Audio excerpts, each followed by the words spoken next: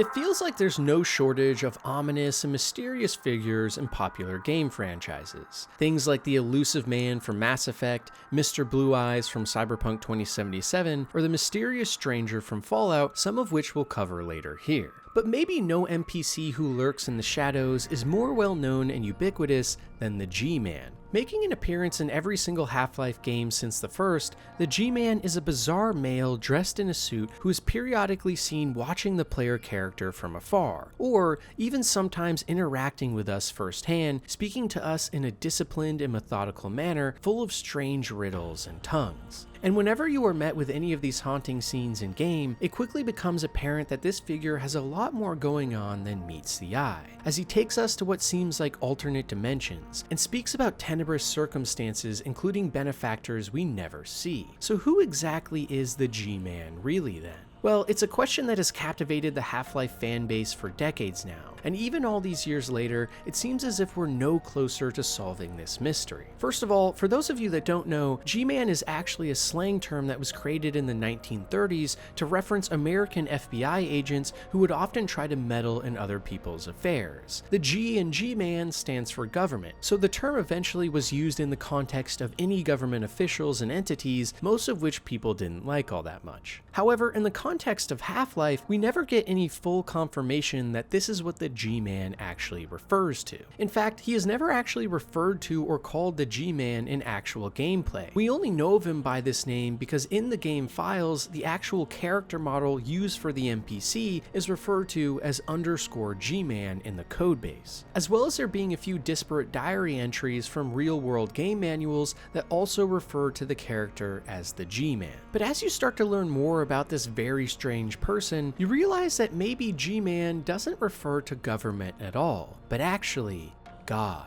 Because you see, the G-Man doesn't seem to be like any other mere mortal. We know that during the development of Half-Life 1, the G-Man was originally supposed to be the administrator of the Black Mesa Top Secret Research Facility, or in other words, a human being that had a lot of jurisdiction and potentially some contact with alien entities who he referred to as his benefactors. But when construction on Half-Life 2 began, the executive decision was made to alter the G-Man into an even more mysterious and unknown figure, and retroactively, this characterization was applied to the first game as well. In some developer commentary on the G-Man's creation during this period of time, we also get confirmation that the G-Man is meant to be some sort of otherworldly being or entity, something we can truly never understand.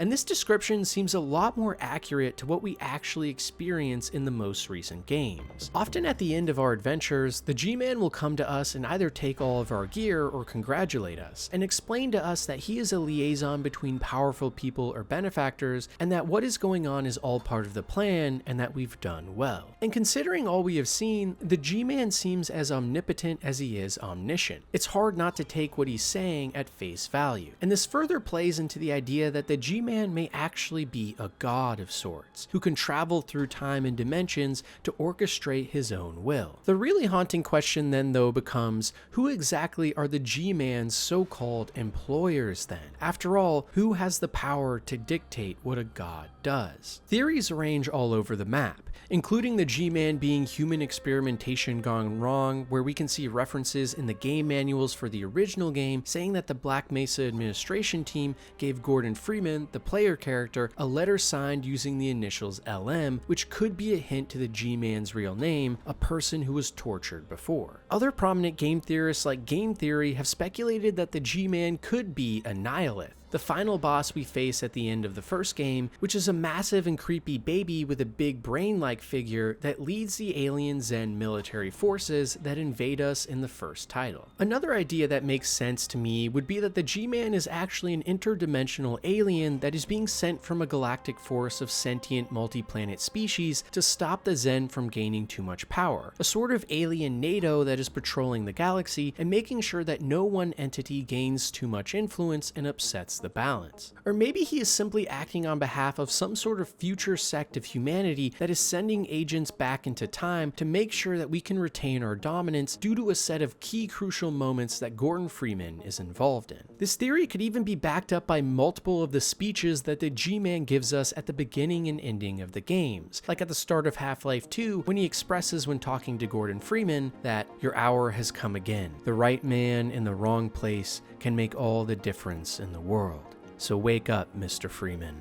Wake up and smell the ashes. Maybe the G-Man is hinting that he is trying to make sure that the right man is always in the right place, like a conductor leading a symphony or a chess master moving his pieces, all towards some grander goal. Truthfully though, the possibilities here are endless, and it's part of the reason why this mystery behind the G-Man is so interesting and has carried on in infamy for multiple decades now.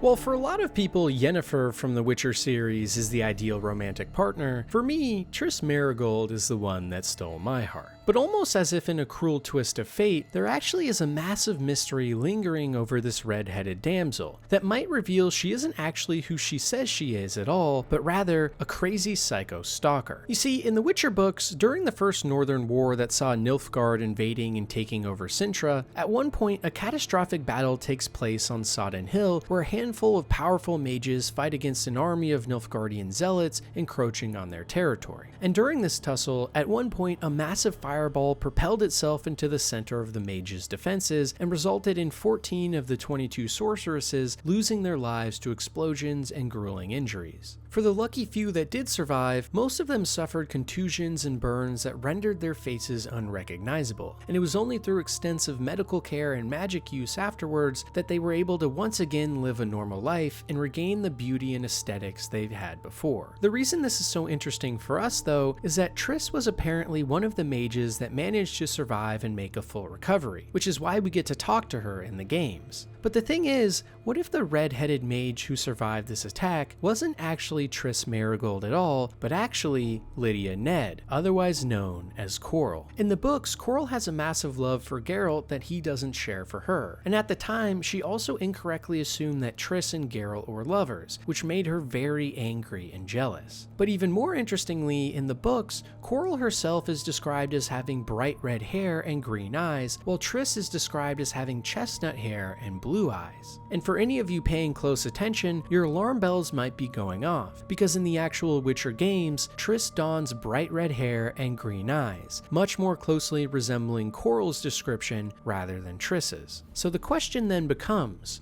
what gives? Could it be that Coral, after the catastrophe on Sodden Hill, saw an opportunity to disguise herself as Triss and win her true love Geralt back? After all, with the extensive scars that all of the mages now had, it was hard to tell who was who, and a scheme like this could easily have been pulled off. And we have a lot more evidence too. In the Sword and Destiny novel from the Witcher universe, Geralt and Triss are introduced as nothing more than friends, and neither of them make any especially notable moves. But in the book that takes place later in the timeline, and most notably after the Battle of Sodden Hill, Triss is described as literally being unable to sleep at night because of how strong her love for Geralt is. It's a very strange change to a character that comes out of nowhere and makes no sense. That is, unless you assume that Triss Merigold isn't actually the original one that Geralt met, but rather Coral now acting like her to win Geralt's affection. Another huge clue is that after the battle on Sodden Hill, suddenly Triss started to wear much less revealing clothing, which she said was because she was self-conscious of her scars, but considering how well her face healed, could it actually be she was trying to hide the massive fish tattoo she had that would have revealed she was Coral? At one point in the books, Triss mysteriously disappears saying she was sick. Maybe at that point, she was looking for a way to remove the tattoo, which she previously couldn't because she was allergic to the chemical compounds most doctors use to remove tattoos in the Witcher universe. And yet another perfect example of this mystery is when Triss brings Geralt to a lighthouse during one of her romance scenes in The Witcher 3, something that Coral did almost the exact same way much earlier on in the books. Even some of the magic we see Triss use in the games, like hydromancy, was something Coral was known to be proficient in early on in the books, not Triss. And finally, we have a smoking gun. In the Witcher games, during multiple cutscenes with the jade figurine, Triss herself is actually referred to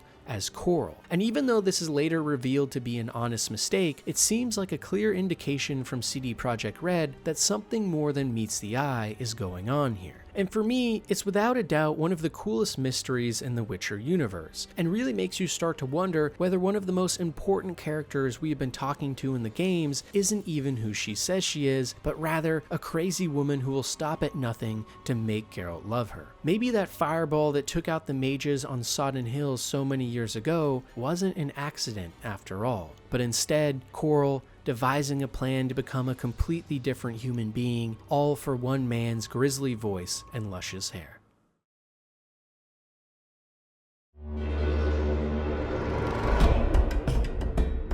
If you haven't already tried the Shadow of Mordor games based on the Lord of the Rings series, I highly recommend it. They play almost like an Assassin's Creed game in a fantasy setting, but even more interestingly, they have a mechanic called the Nemesis system, which aims to make every experience fresh and unique by allowing your orc adversaries to create their own stories and narratives on the fly. For example, if you kill an orc and his friends, later on in your same game, his brother might come along looking for vengeance and will even make reference to all of your previous deeds and what you did to his brother. It's a really cool system that keeps the game fresh, and I wish more titles tried to do something similar regardless of any copyrights. But as cool as systems like this are, they can also lead to some truly horrifying encounters, maybe none more strange and mysterious than the story of Bruz. Back in 2019, an IGN editor named Brendan Graeber had been talking with some colleagues and decided to go back and play one of his favorite games, which he had done a walkthrough for many years ago, Shadows of War, the sequel to Shadows of Mordor. But this time, when he loaded up a new game on a completely fresh save, something really creepy started happening. You see, in the main campaign of the game, at one point you meet an orc named Bruz, who acts like your friend, but later tries to betray you. Because of this devious act, years ago, Brendan had shamed Bruz over and over again, which is a mechanic in-game where you can embarrass orc leaders to demoralize them and strip them of some power. And after doing this enough times back in his original save game, Bruz became an enraged killing machine with an entire army of orcs backing him up, trying to get revenge. But luckily for Brendan, now that he was years past this incident, he decided to create an entirely new save game where he would no longer have to deal with Super Bruz. However, to his horror, shortly after creating this new save file, the max level Bruz hellbent on vengeance once again reappeared. Brendan had to spend hours early on in the game running away from Bruz as he would chase him down, talking about his past deeds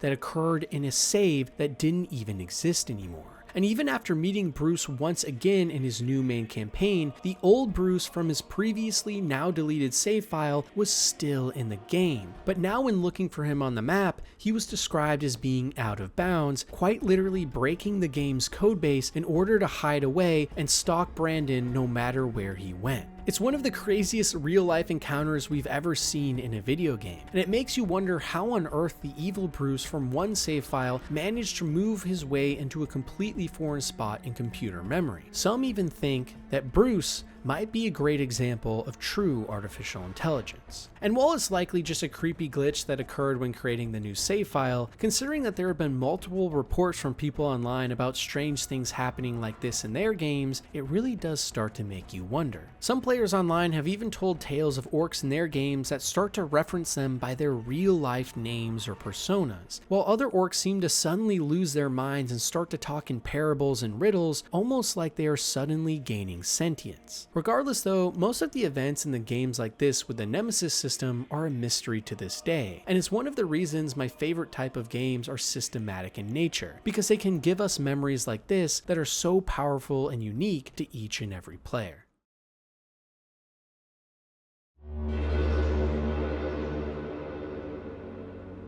If you've played any of the mainline Fallout games, you've likely at some point in your travels stumbled upon this absolute stud, otherwise known as the Mysterious Stranger. And just as the name would imply, he truly is quite elusive. In the first and second Fallout games, the isometric ones from Black Isle Studios and Interplay, the Stranger will appear periodically in your travels as either a man or a woman, usually in dire times of need helping you vanquish enemies. But if you try to talk to the individual afterwards, they will always ignore you or simply state that they're there to protect and will not talk. In Fallout 3 in New Vegas, you can once again find this mysterious stranger, but this time in all their 3D glory and also sporting a special Magnum pistol, which when holstered and unholstered plays a little Western jingle, probably a nod to the detective noir and Western vibes that the character gives off. And finally, in Fallout 4 and 76, we once again will stumble upon the mysterious stranger frequently, willing to help us out either when going down in battle or watching from afar over our most important moments. However, most peculiar of all, despite seeing this trenchcoat loving maniac throughout multiple games that take place over hundreds of years, we're no closer to figuring out the real identity of this figure. What we do have though is a lot of odd evidence. First of all, in Fallout New Vegas, we're able to meet a man named the Lonesome Drifter, who if we inquire about more, will tell us that he was abandoned by his dad at a young age and forced to figure out how to survive with his mother. It's something that we would expect to be commonplace in the dystopian world of Fallout, and thus it's not very notable at first. But where things get extremely interesting is if we actually look at the pistol the Lonesome Drifter is holding, none other than the mysterious stranger's prized Magnum, sporting the same exact Western rift from before. Trying to get more information about this out of the Lonesome Drifter doesn't lead us very far, but it still does give us a big hint that the mysterious stranger is likely this man's father, and that he for some reason abandoned his family to presumably watch over you. But the man's secret identity doesn't stop there, because if we look at the Fallout official game guide, things get even more crazy. In the pages of this helpful companion to the game, we are told that the mysterious stranger is an angel-like figure of sorts, who stalks the player and assures their survival, and even more horrifyingly, is also not listed as a man, but an unknown being. But how could this be the case? After all, isn't the mysterious stranger the father of the Lonesome Drifter, who is a real human being? Well, in Fallout 4, if we investigate some of Nick Valentine's secret stash of intel, we can come across a page he has gathered on the mysterious stranger himself, where he notes how he is always one step ahead and lurking in the shadows. And here Nick makes the impressive guess that the mysterious stranger might actually be the mysterious stranger,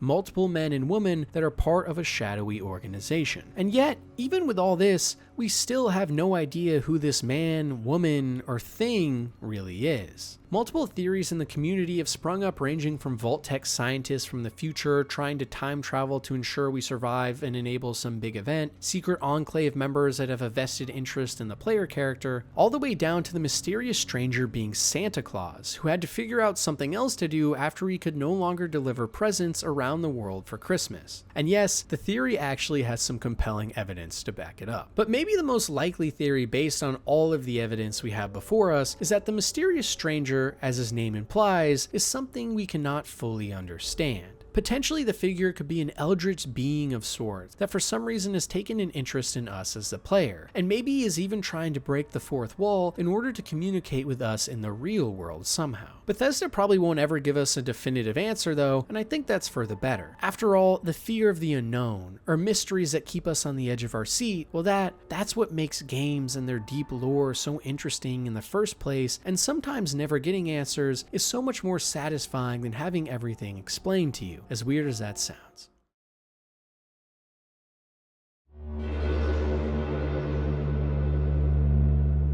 When I was a kid, one of my favorite guilty pleasure games, without a doubt, was Saints Row 2. It's a series that is as wacky as it is fun, and while Grand Theft Auto has always been the bigger draw, there was a point in time where the Saints Row franchise was giving it a run for its money. But while the series is known for tons of strange and weird Easter eggs and secrets, maybe none are more insane and mysterious than the peculiar sighting of a shadowy figure known as the Freezer. Shortly after the release of the game, some players began to notice that under certain sets of conditions when playing the Zombie Uprising minigame, their game would not only freeze and their disc potentially get damaged, but right at the same time of it happening, a dark and ominous figure would appear only for a half second on screen. In order to get this event to occur, you have to load into the Zombie Uprising minigame, and when you unlock grenades, head over to a nearby balcony and propel yourself onto the top of the building by ragdolling your body upwards, after which a glitch will occur where you suddenly appear on the streets of the city. From this point onward, you are constantly being stalked by this shadowy creature, and once it finds you, your game will immediately freeze, and under extreme circumstances, which occur more frequently on the Xbox 360 version of the game, your disc will even get scratched and the game will remain unplayable forever. Multiple players reported seeing this event occur, and we even have first-hand video evidence of how it happened and what the shadowy figure looks like. However, what we don't have is any concrete explanations. Potentially the most likely thing though would be that the freezer is actually nothing more than a 2D shadow render of an NPC, which are used in the game all over the place for faraway characters to maintain performance. But still, that doesn't explain why this figure is following us everywhere. And also, this would have to be an especially bad glitch, considering it can break game discs and was even known to give some Xbox 360 users the ring of death on their console hardware, meaning they no longer could play any games at all. Regardless, it's one of the coolest unsolved mysteries from the series, and unlike many others out there, it's not just something creepy that takes up our headspace, but rather a mystery that can quite literally break your hardware you've spent hundreds of dollars on.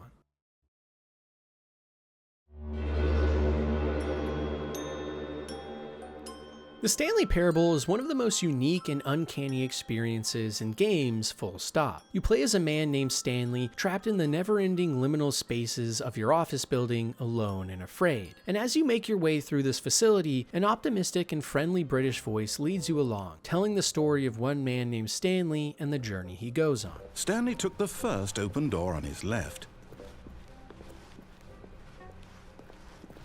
Stanley was so bad at following directions, it's incredible he wasn't fired years ago.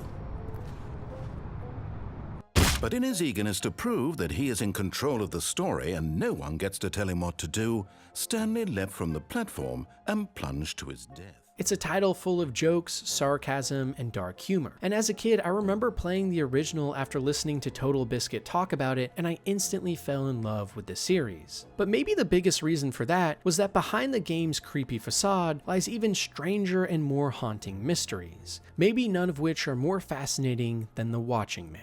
Seen only under very specific conditions, like the no buckets ending or after restarting your game multiple times, this strange figure lies just out of reach and is also the only other human being you ever see. The first time you encounter this stranger is when walking past one of the work cubicles right at the start of the game. If you look directly to your right after entering the second office unit, you will for a brief moment see a man through a window walking slowly in the other room. The reason this stands out so much though is that Stanley is supposed to be the only person left alive in the building. Even the narrator himself makes reference to this multiple times. But clearly, someone or something else is inside this building with you. If you make your way over to a computer with all employee records, while scanning through the database, the security system notes that there actually are two people in the office, one being you, Stanley, and the other an unidentified entity. So it seems clear then that there really might be someone else inside this hellish building with you. But the question then becomes, who is this man? Some in the community have begun to speculate that this mystery man may actually be none other than Employee 432, who based on in-game files we can find was a top secret test subject undergoing mind control trials that seem to have gone wrong.